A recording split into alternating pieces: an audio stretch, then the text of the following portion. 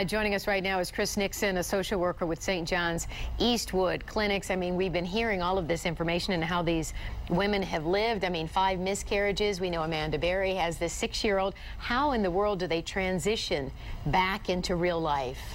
Well, it's going to be a very, very slow process, and any positive relationships that they had prior to their captivity, those relationships will be critical in terms of the integration piece.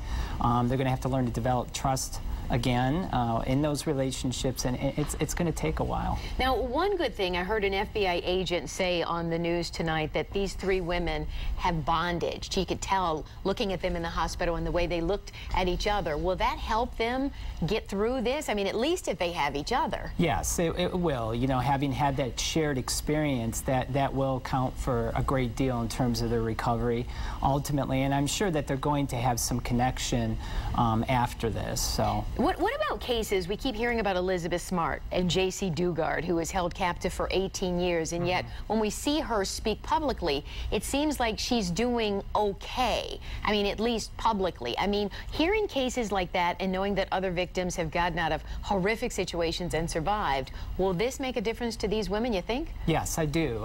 And, you know, we all are resilient, and depending on your personality makeup and your family history and some of the relationships you experience, your family history, that can have something to do with how you deal and cope with this as well.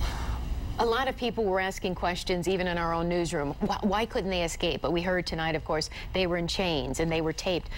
Who knows why they weren't chained up yesterday? But this woman, Amanda Berry, she's truly a hero, right? Absolutely, she is. You know, it's when you're in this position, I do want to mention that you do develop feelings for the captor. They had a relationship, and as a result of that, that can foster dependency over time. And so to be able to sort through that psychologically, it's safer for the victim in that point to stay put.